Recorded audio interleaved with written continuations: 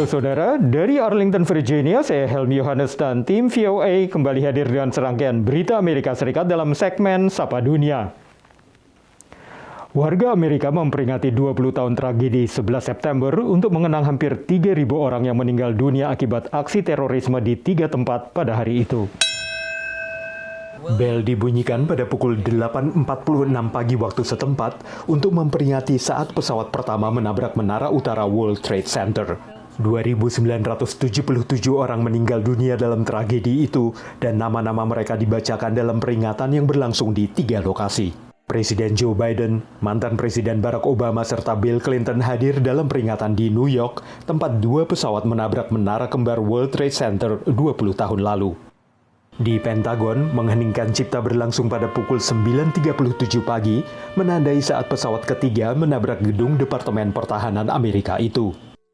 Peringatan juga berlangsung di Shanksville, Pennsylvania, tempat pesawat keempat jatuh setelah sejumlah penumpang menyerang para pembajak. Wakil Presiden Kamala Harris dan mantan Presiden George W. Bush hadir dalam peringatan di Pennsylvania. 20 tahun lalu, Presiden Bush berjanji mengalahkan Al-Qaeda ketika ia memimpin Amerika untuk berperang di Irak dan Afghanistan. Dalam pidatonya, mantan Presiden Bush mengingatkan bahwa bahaya bagi Amerika saat ini tidak hanya datang dari luar negeri, tapi juga dari kekerasan yang ada di dalam negeri. Sementara Presiden Biden tidak berpidato secara langsung dalam peringatan 11 September dan hanya memberikan pesan video.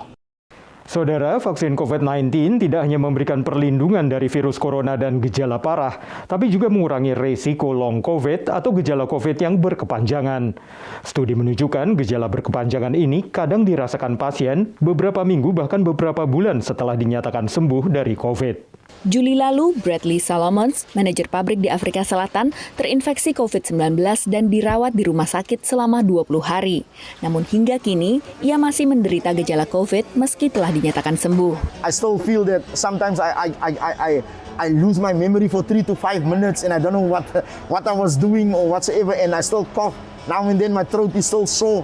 Belum ada angka pasti, namun diperkirakan jutaan mantan penderita COVID di dunia mengalami gejala COVID berkepanjangan atau disebut long COVID, dengan gejala yang bertahan lebih dari 4 minggu.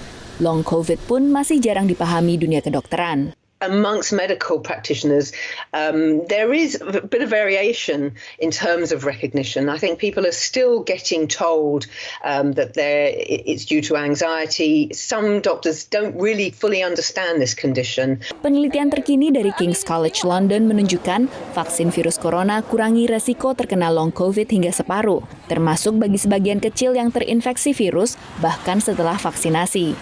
So the vaccine will protect you from becoming ill from the virus. It will also protect you if you do get symptoms from becoming long-term ill from this virus. Temuan ini memicu perdebatan untuk memvaksinasi anak-anak. Penelitian lain di Inggris menunjukkan 1 dari 7 anak-anak yang terpapar COVID alami gejala long COVID, antara lain sakit kepala dan kelelahan ekstrim. Sejumlah negara termasuk AS telah mengizinkan vaksinasi bagi anak usia 12 tahun ke atas. Demikian laporan VOA. Beralih ke pemanfaatan robot dalam industri dan manufaktur yang sudah lama digunakan oleh perusahaan besar. Sulitnya mencari pekerja dalam situasi pandemi membuat sejumlah perusahaan kecil dan menengah beralih ke menyewa robot untuk menggantikan tenaga kerja manusia.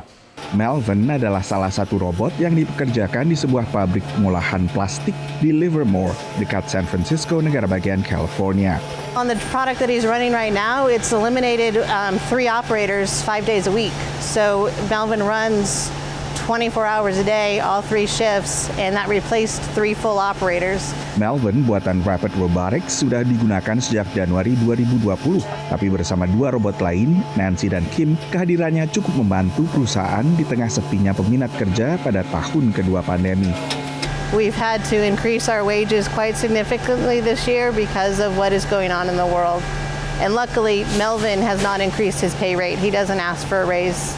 Rapid Robotics yang bermarkas di San Francisco menerapkan model usaha berbeda. The business model innovation is you should be able to pay for a robot like you pay for a worker. Instead of paying $500,000 all up front and taking 3 or 4 years to recoup the cost of that one-time big investment, Our model allows you to pay on a monthly basis $2,100 a month, which is a fraction of the cost of a typical human worker. Model serupa diberlakukan di Chicago, negara bagian Illinois, di sebuah pabrik pengolahan logam. Di sini berlaku tarif per jam. What we do, we provide the automation without any upfront cost to the manufacturers. We pay for all the design engineering. We install the system at manufacturers' facilities, and then pay us by the hour for its utilization. Only for the hours that the robot is actually running. Besarnya potensi otomatisasi juga dilirik perusahaan-perusahaan besar, termasuk raksasa retail online Amazon. Demikian laporan tim VOA. Kini kita tengok warga diaspora Indonesia yang terjun ke bisnis kuliner selama pandemi COVID. Meski mayoritas adalah bisnis rumahan yang memasok makanan langsung ke pembeli ataupun lewat toko bahan makanan Asia, tapi mereka tetap diharuskan mengikuti aturan setempat untuk memastikan bahwa pemrosesan makanan sesuai standar kesehatan Amerika. Setiap akhir pekan, toko Indonesian and Asian Market di Redland, negara bagian Maryland, selalu ramai didatangi pembeli yang mencari makanan dan camilan khas Indonesia. Walau masih di tahap industri rumahan, para penjual makanan harus memasak sesuai aturan dan standar kesehatan, serta memiliki sertifikat. Itu penting loh. Kenapa? Karena mereka tahu ya higienisnya itu gimana, cara memasak itu gimana yang benar gitu. Itu penting bagi saya. Untuk mendukung warga yang ingin terjun ke bisnis kuliner, Indonesian American Association atau IAA, organisasi komunitas diaspora Indonesia di Washington DC, mengadakan lokakarya sertifikasi food manager. Jadi banyak hal-hal yang perlu diperhatikan di sini, terutama di Amerika ini, hal-hal yang bagaimana men-serve food secara safe. Khususnya selama pandemi, pembeli semakin berhati-hati, sehingga pengetahuan bagaimana menangani makanan hingga siap disajikan menjadi penting dipelajari oleh mereka yang ingin menjalani bisnis ini. Intinya adalah pemisahan bahan makanan yang punya kemungkinan terkontaminasi lebih tinggi dibandingin yang lain. Kayak kebanyakan rumah di sini kan punya wastafel atau powder room sebelum masuk rumah. Bisa aja cuci tangan di situ, tapi cuci makanan di dapur. Even when you go to grocery market and how you can choose like right items and then how you can determine like this is a good product or not. How long you can keep your food for your family, how long you can keep in the safe way. Satu hal yang juga ingin diwujudkan oleh IAA dan Linda Campbell adalah memiliki dapur komersial di mana para penjual makanan dapat memasak di dapur yang sesuai standar agar dapat menjangkau kelompok pembeli lebih luas. Dari Gaithersburg, Maryland, VOA. Saudara, kami akan kembali dengan Sapa Dunia Senin depan. Terima kasih atas perhatian Anda. Dari Arlington, Virginia, saya Helmi Yohanes dan tim VOA.